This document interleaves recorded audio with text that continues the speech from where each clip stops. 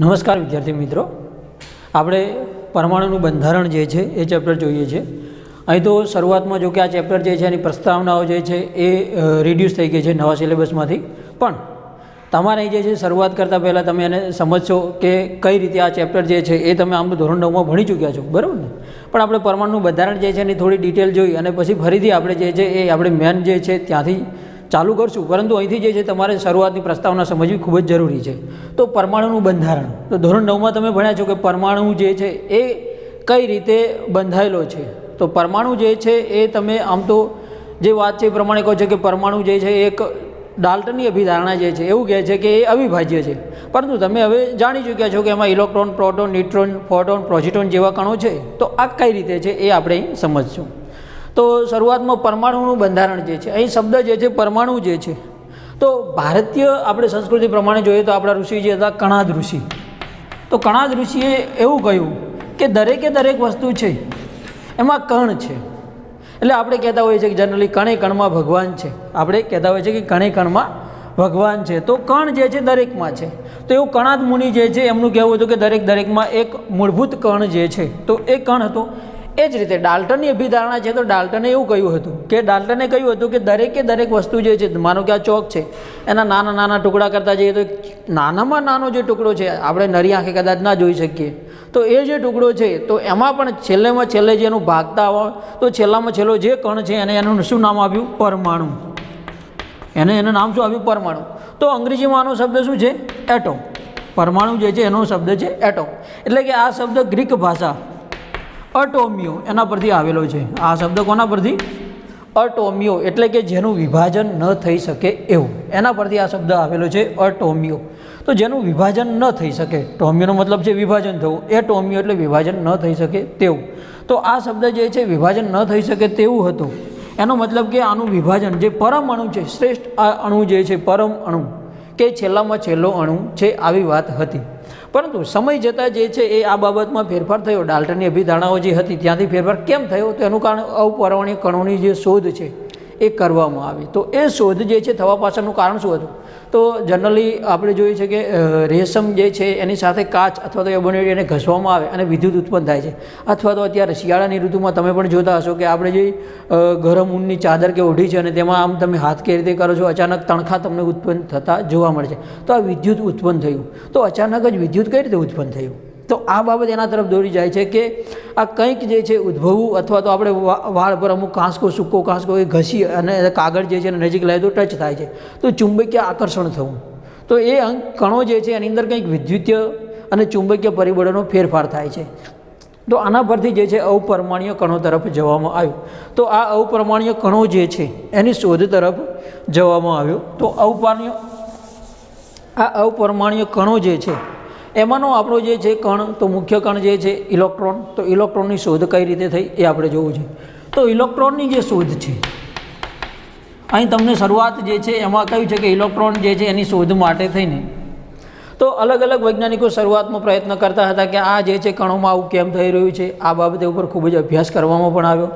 તો અહીં જે છે એ આ ઇલેક્ટ્રોન જે છે એ શરૂઆતમાં એનું ઇલેક્ટ્રોન નામ ન હતું. ઇલેક્ટ્રોન નામ પાછળથી અપાયું છે. પરંતુ આ શોધ જે છે તો એ માઇકલ ફેરાડે નામનો જે વૈજ્ઞાનિક છે એને આ બાબત તરફ દોરી ગયો. તો માઇકલ ફેરાડે જે છે એ કેવા પ્રયોગ કર્યા? તો માઇકલ ફેરાડે જે છે એ શરૂઆતમાં અમુક પ્રયોગો એવા કર્યા હતા કે જનરલી વિદ્યુત વિભાજ્ય દ્રાવણ લીધું અને દ્રાવણની અંદર 2 ધ્રુવો મૂક્યા, અને ધ્રુવો મૂકવાથી ધન ધ્રુવથી ઋણ ધ્રુવ તરફ અમુક જે છે એ જથ્થો જમા થતો જોવા મળ્યો. તો આ જે છે એ ધોરણ 12માં વિશેષ તમે જુઓ છો વિદ્યુત રસાયણ ચેપ્ટરમાં.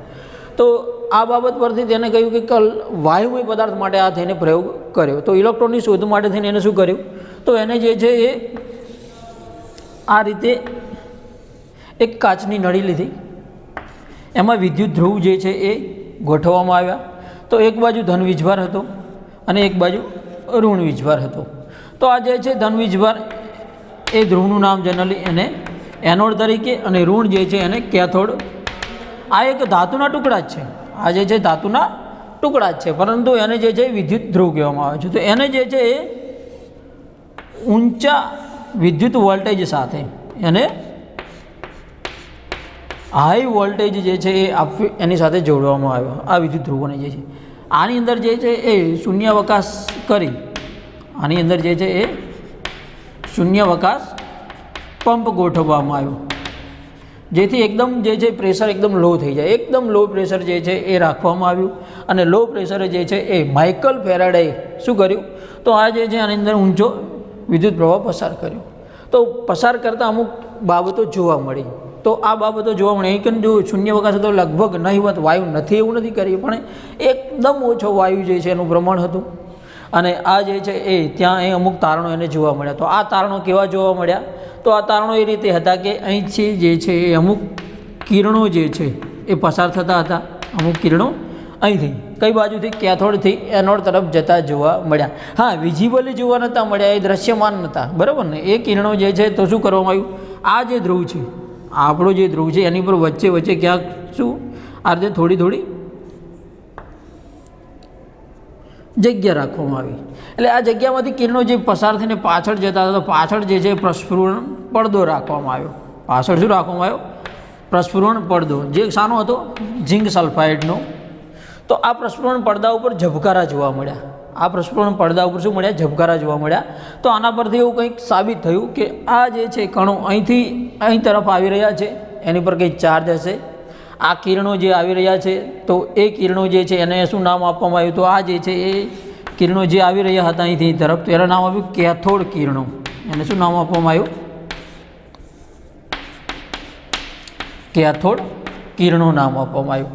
તો આ કેથોડ કિરણો જે છે એ અહીં ઋણ ધ્રુવથી, એટલે કે અહીં જે છે કેથોડથી એનોડ તરફ જઈ રહ્યા છે, ઋણથી ધન તરફ. તો આ એક તારણ મળ્યું કે અહીં જે કિરણો જોવા મળે છે એ ઊંચા વોલ્ટેજે અને ઓછામાં ઓછા શૂન્યાવકાશે ઋણ ધ્રુવથી કરીને ધન ધ્રુવ તરફ જાય છે, એક આ તારણ જોવા મળ્યું. આ કિરણો જે આમ દ્રશ્યમાન નથી, પરંતુ પાછળ જો પ્રસ્ફુરણ પડદો રાખવામાં આવે, ઝિંક સલ્ફાઇડનો આપણે જે રાખ્યો છે, પ્રસ્ફુરણ પડદો રાખવામાં આવે તો આપણને કહી શકાય છે કે અહીં કંઈક જે છે એ ઝબકારા જોવા મળે છે. તો આ જે કિરણો છે એમને શું નામ આપવામાં આવ્યું, કેથોડ કિરણો. આ જે કિરણો છે એ જ પાછળથી ઇલેક્ટ્રોન તરીકે, આ જ કિરણો જે છે એ પાછળથી ઇલેક્ટ્રોન તરીકે ઓળખવામાં આવ્યા. કેથોડ કિરણો જે છે એ કિરણ તરીકે અને સાથે સાથે કણ સ્વભાવ પણ ધરાવે છે. આથી એને કેથોડ કણો પણ કહેવામાં આવ્યા. આથી એને કેથોડ કણો પણ કહેવામાં આવ્યા. તો કેથોડ કિરણ અથવા તો કેથોડ કણો જે છે એ જ આપણા શું છે, ઇલેક્ટ્રોન છે. ઇલેક્ટ્રોન નામ જે છે એ પાછળથી આપવામાં આવ્યું હતું. હા, તો અહીં જે છે બીજી બાબત એ જોવા મળી કે માઇકલ ફેરાડે આ જે પ્રયોગ કર્યો હતો, તેને કહ્યું કે અહીં જે છે એ વાયુ બદલ્યો, કે અંદર જે વાયુ છે એમાં ના કરતાં કંઈ અધર વાયુ હોય તો પણ આ કણો જોવા મળ્યા છે. એમને કર્યું કે આપણે ધાતુના જે બે ટુકડા રાખ્યા છે, આ ટુકડા બદલીએ. તો આ ટુકડા જે છે એ અલગ અલગ ધાતુના ટુકડા લીધા, તો પણ સેમ આ જ વસ્તુ જોવા મળી. તો આનો મતલબ એવો હતો કે આ જે જોવા મળી રહ્યું છે એ જે તે કોઈ ધાતુ અથવા તો વાયુના સ્વભાવ ઉપર આધારિત રાખતા નથી. એનો મતલબ કે આ જે છે એ કણો દરેકમાં હોવા જોઈએ.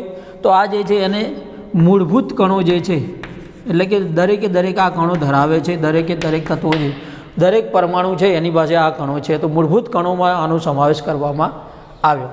હવે બીજું કે આ જે છે એ કિરણો અહીંથી જઈ રહ્યા છે, તો અહીં શું કરવામાં આવ્યું કે આ જે છે, તો અહીં જે છે એ આ કિરણોને અહીંથી જવાનો જે માર્ગ છે, ધારો કે પ્રસ્ફુરણ પડદો થોડો હટાવી અને આટલેથી રાખીએ, અને અહીં પ્રસ્ફુરણ પડદો છે એ પહેલાં આ જે કિરણો અહીંથી નીકળી રહ્યા છે, તો અહીં કે વિદ્યુતીય ચાર્જ એપ્લાય કરવામાં આવે અથવા તો ચુંબકીય ચાર્જ અહીં જો એપ્લાય કરવામાં આવે બંને બાજુ જે છે, તો આ કિરણો જે છે કોઈ તરફ વિચલન પામતા જોવા મળ્યા. એનો મતલબ એવો છે કે આમની પાસે કોઈ ચાર્જ જ છે, બરાબર નહીં. કારણ કે અહીં જે છે એ આપણો જે એક અહીં જે મેં કહ્યું કે રેશમનું જે આકર્ષણ થવું કે આ જે છે, તો માઇકલ ફેરાડે તરફી એક બાબત એ છે કે ખાસ કયા નિયમો ઉપર આધાર છે કે અહીં સમાન વીજભારવાળા જે ધ્રુવો છે, બરાબર ને, સમાન વીજભાર છે. તો એ જે છે એ શું કરે છે, તો સમાન વીજભાર એકબીજાને અપાકર્ષે છે, અને સમાન જે વીજભાર છે, બરાબર ને, વીજભાર જુદો જુદો છે, તો એ એકબીજાને શું કરે છે, આકર્ષે છે. આ રૂલ્સનું અહીંયા પાલન થતું હતું. અહીં જો છે એ વીજભાર એપ્લાય કરવામાં આવ્યો, તો એક બાજુ ધન છે, એક બાજુ ઋણ છે. તો આ કિરણો જે છે એ અહીંથી વિચલન પામતા જોવા મળ્યા થોડાક. તો વિચલન પામવાનું કારણ શું હતું, તો આ કિરણો પાસે કંઈક વીજભાર હોવો જોઈએ. તો આ બાબતે સાબિત કે ધન તરફ વિચલન પામે છે, એનો મતલબ કે એની પોતાની પાસે ઋણ વીજભાર છે. તો આ કિરણો જે છે એને ઋણ વીજભારિત કિરણો ગણવામાં આવ્યા. તો આ ઋણ વીજભારિત કિરણો જે છે એ જ આપણા શું છે, તો ઇલેક્ટ્રોન છે. અને આને પાછળથી જે છે થોમ્સન જે છે એને પણ આના પર પ્રયોગો કર્યા, અને આનું નામ જે છે એ ઇલેક્ટ્રોન તરીકે નામ આપવામાં આવ્યું. તો આ રીતે એ શરૂઆતમાં કેથોડ કિરણો તરીકે જાણીતા. તો આ રીતે આપણે ઇલેક્ટ્રોનની શોધ થઈ. હવે ઇલેક્ટ્રોનની શોધ થયા પછી અહીં જે છે એ બાબતનો આપણા માટે પ્રશ્ન તો હતો જ કે આ જે છે એ કિરણો છે તો આ શું છે, એનું સ્થાયિત્વ છે, કારણ કે આની પાસે ઋણ વીજભાર છે. તો પરમાણુમાં જો ઋણ વીજભાર હોય, આપણે કહ્યું કે એકલો ઋણ વીજભાર વધી જાય, તો એનો મતલબ કે એનું જે છે એ આપણે કહ્યું કે વીજભાર ઋણ જે એકલો હોય તો શું થશે, અપાકર્ષણ થશે. તો પરમાણુ સ્થાયી હોય નહીં, પણ આપણી વસ્તુઓ સ્થાયિત્વમાં રહે છે. આ જે છે જેમ તેમ ફર્યા કરતી અપાકર્ષણ અંદર કણોનું જો એકલો ઋણ વીજભાર હોય તો કણોનું શું થતું હોય, અપાકર્ષણ થતું હોય. અપાકર્ષણ થતું કણો એકબીજા સાથે જકડાઈ રહે જ નહીં ને. તો આ બાબતે પણ વૈજ્ઞાનિકોએ વધુ પ્રયાસ કર્યા કે આની સાથે બીજું કંઈક સંકળાયેલું હોવું જોઈએ. તો આની અંદર જે છે એ આપણને આગળ આપ્યું છે કે પ્રોટોન અને ન્યુટ્રોનની શોધ જે છે એ પહેલાં અહીં આપણને એ કહીએ કે અહીં જે છે આ ઇલેક્ટ્રોન જે હતો, આ જે આપણને ઇલેક્ટ્રોન મળ્યો છે, તો ઇલેક્ટ્રોન જે છે એનું મિલિગન નામના વૈજ્ઞાનિકે ઓઇલ ડ્રોપ પદ્ધતિથી શું કર્યું છે, તો ઓઇલ ડ્રોપ પદ્ધતિથી એને શું કર્યું, આ જે છે ઇલેક્ટ્રોન છે એનો વીજભાર નક્કી કર્યો છે. અને આ જે છે એનું જે થોમ્સને ઇલેક્ટ્રોનનો વીજભાર અને ઇલેક્ટ્રોનનું દળ છે એના આધારે એનો શું કર્યો, ગુણોત્તર શોધ્યો. જે થોમ્સને ઇલેક્ટ્રોન જે છે એનો વીજભાર અને ઇલેક્ટ્રોનનો દળ જે છે એનો ગુણોત્તર એને કંઈક 1.75 સમથિંગ, બરાબર ને, એક્ઝેક્ટલી 10⁻31 મે બી, બરાબર ને, એક્ઝેક્ટલી જે છે એ આઈ થિંક જોઈ લો. તો આ ગુણોત્તર જે છે એક્ઝેક્ટલી એટલો મળ્યો જોવા,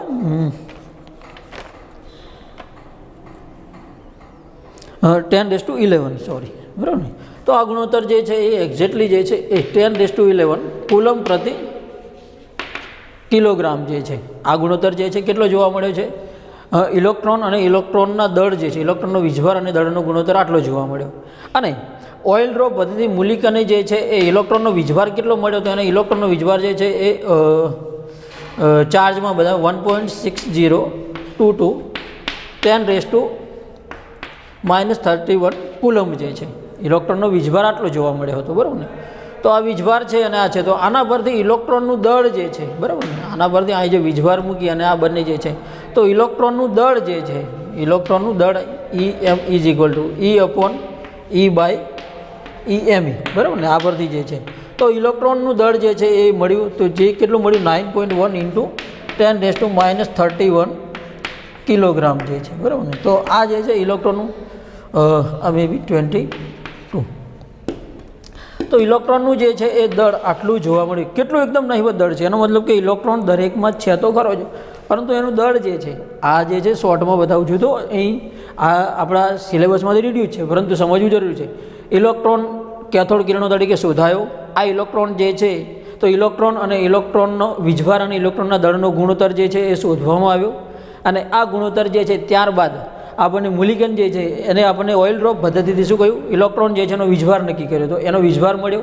અને આ જે છે એ બાબતો પરથી ઇલેક્ટ્રોનનું દળ જે છે એ શોધી શકાયું. તો ઇલેક્ટ્રોન જે છે આટલું દળ ધરાવે છે, એટલે તમે સમજી શકો છો કિલોગ્રામ, પણ પરંતુ -31 તો ખૂબ જ નહિવત દળ હતું.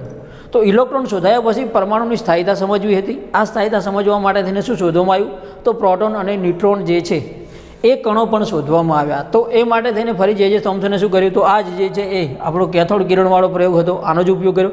પરંતુ અહીં થોડો ફેરફાર જોવા મળ્યો. અહીં શું કરવામાં આવ્યું, તો અહીં જે છે એ આ પ્રયોગમાં અહીં જે છે એ આ જ કિરણો છે એમ, પરંતુ અહીં જે છે એ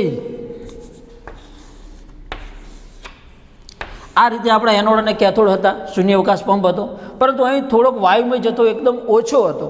તો આ પ્રયોગમાં શું કરવામાં આવ્યું, થોડોક વાયુમય જથ્થો જે છે રાખવામાં આવ્યો, જેથી વિશેષ અભ્યાસ કરવામાં આવ્યો. તો આ વાયુમય જથ્થાના કારણે શું જોવા મળ્યું, તો હવે કિરણો જે છે આમ તો આમ જતા હતા, એ આપણને દ્રશ્યમાન હતા નહીં, પરંતુ અહીં જે છે શું જોવા મળ્યું, તો અહીં જે છે આપણો ધન વીજભાર હતો ત્યાંથી ઋણ વીજભાર તરફ રંગીન કલરના કિરણો જે છે એ જોવા મળ્યા. તો આ કિરણો જે છે રંગીન કલરના જોવા મળ્યા, એટલે એના મતલબ કે અંદર બીજા પણ કંઈ કિરણો છે જે ધનથી કરીને ઋણ તરફ જઈ રહ્યા છે. એનો મતલબ કે અહીં જે વાયુમય આપણે જથ્થો લીધો છે, વાયુમય જથ્થો બદલવામાં આવે તો અહીં કિરણોમાં ફેરફાર જોવા મળે છે. એનો મતલબ કે જે તે વાયુમય આપણો પદાર્થ છે એના પર આધાર રાખે છે. તો આ પરથી આ જે કિરણો એ શોધવામાં આવ્યા, તો આ કિરણો જે છે એનું નામ શું આપવામાં આવ્યું, તો એ જે છે એ ધનથી ઋણ તરફ જતા હતા, એટલે એની પાસે પણ કંઈક ચાર્જ છે, તો એનું નામ જે છે એ શું નામ અપાયું, પ્રોટોન. તો આ રીતે આપણી પ્રોટોનની શોધ થઈ. તો આ રીતે સ્થાયીતા ખબર પડી કે પ્રોટોન જે છે એ ધન વીજભાર ધરાવે છે અને ઇલેક્ટ્રોન જે છે શું ધરાવે છે, ઋણ વીજભાર ધરાવે છે. પરંતુ સમય જતાં ચેડવિકે જોયું કે અહીં આપણને જે જથ્થો મળી રહ્યો છે એ જથ્થો ઇલેક્ટ્રોનનું દળ આટલું નહીં વચ્ચે, પ્રોટોન જે છે એ કંઈક દળ ધરાવે છે, તો પ્રોટોનનું પણ દળ જોવા મળ્યું, પરંતુ તેમ છતાં જે આપણો જથ્થાત્મક પદાર્થ છે એનો જથ્થો એટલો મેળ ખાતો હતો નહીં. તો ચેડવિકે શું કર્યું, તો જે આપણો પરમાણુ હતો એ પરમાણુના આધાર ઉપર એને કંઈક વિશેષ અભ્યાસ કર્યો, તો જોયું કે આમાં કંઈક બીજો જથ્થાત્મક પદાર્થ હોવો જોઈએ. તો 1932માં ચેડવિકે જે છે એ જથ્થાત્મક પદાર્થ જે છે પ્રોટોનની સાથે સાથે બીજો એક પદાર્થ હોવો જોઈએ, તો જેનું નામ એની પાસે કોઈ વીજભાર નથી, પરંતુ એ પદાર્થ જે છે એ ન્યુટ્રલ અવસ્થામાં છે, પરંતુ જથ્થો ધરાવે છે, તો જેને એને શું નામ આપ્યું હતું, તો ન્યુટ્રોન નામ આપ્યું હતું. તો આ રીતે ન્યુટ્રોનની પણ શોધ થઈ. તો પ્રોટોન, ન્યુટ્રોન, ઇલેક્ટ્રોન આ રીતે આપણા જે છે એ મૂળભૂત કણો જે છે, તો આપણો જે પરમાણુ હતો એના પણ જે છે એ ભાગ પાડી અને આ કણો શોધવામાં આવ્યા. તો પ્રોટોન, ઇલેક્ટ્રોન, ન્યુટ્રોન જે છે એ કણો હવે પરમાણુમાં ક્યાં છે, કઈ રીતે છે. ન્યુટ્રોન તો પાછળથી જો કે શોધાયો છે, પરંતુ પ્રોટોન અને ઇલેક્ટ્રોનની વાત કરીએ તો એ બાબત જોતા હતા કે આ કણો કઈ રીતે હશે. તો અલગ અલગ વૈજ્ઞાનિકો જેમ કે જે થોમ્સન છે, રુથરફોર્ડ છે, એમને પરમાણુ નમૂનો જે છે એ અને એની સ્થાયીતા સમજવા માટેના વિશેષ અલગ અલગ પ્રયોગો કર્યા. તો એ આપણે નેક્સ્ટ જોઈશું. તો અહીં તમે આટલા સુધી સમજી લો કે આપણે જે છે પ્રોટોન, ઇલેક્ટ્રોન, ન્યુટ્રોન જે છે, અને આનું તમને અંદર બુકમાં કોષ્ટક પણ આપ્યું છે કે પ્રોટોન જે છે એને આપણે P તરીકે દર્શાવીએ છીએ, ઇલેક્ટ્રોનને E તરીકે અને ન્યુટ્રોનને N તરીકે સંજ્ઞામાં દર્શાવીએ છીએ. અહીંયાનો વીજભાર જે છે, તો ઇલેક્ટ્રોનનો વીજભાર જે છે કેટલો છે, તો એ જનરલી ઋણ વીજભાર ધરાવે છે, એટલે એ કુલમમાં આપણને કેટલો છે, તો આ જે છે માઇનસમાં લખ્યું, તો -1.6022 ઇન્ટુ 10⁻21 કુલમ. એ રીતે પ્રોટોનનો જે છે આટલો જ વીજભાર, પરંતુ એ ધનમાં છે. પ્રોટોનનો વીજભાર જે છે એ શામાં છે, આટલો જ છે, પરંતુ એ ધનમાં છે. આ રીતે જે છે, તો એ પણ જે છે એ કુલમમાં આપણને આટલો જોવા મળ્યો, તો એ ધનમાં છે. તો પ્રોટોન, ઇલેક્ટ્રોન, ન્યુટ્રોન જે છે એની પાસે વીજભાર નથી. ન્યુટ્રોન જે છે શું છે, તટસ્થ, એનો વીજભાર તો આપણે અહીં 0 કહીએ છીએ. તો સાપેક્ષ વીજભાર આનો -1 કહીએ તો આનો +1 છે. એ રીતે દળ જે છે એ પણ આનું ફિક્સ કરવામાં આવ્યું. તો ઇલેક્ટ્રોનનું દળ જે છે 9.1 ઇન્ટુ 10⁻31 kg. એ જ રીતે ન્યુટ્રોન અને પ્રોટોનનું દળ તો એ થોડું વધુ હતું, જે 1.00 ઇન્ટુ 10⁻1.0068 ઇન્ટુ 10⁻27 કિલોગ્રામ જે છે મળ્યું. એ જ રીતે આનું પણ જે છે એ પ્રોટોનનું દળ પણ મળ્યું 1.00. મે બી ન્યુટ્રોનનું થોડુંક જે છે વધારે હતું 86, અને આનું જે છે એ 67 સમથિંગ 10⁻27. તો લગભગ સાપેક્ષ સરખું હતું, પણ થોડોક જે છે એ નહિવત ફરક જોવા મળતો હતો. તો આ રીતે બંનેના દળ પણ જોવા મળ્યા. તો યુનિફાઈડ માસ જે છે એ પણ તમને અહીં જે છે એ આપેલા છે. તો આ રીતે તમે જે છે એક આ દળો જ અમે યાદ રાખી શકો છો. Thank you.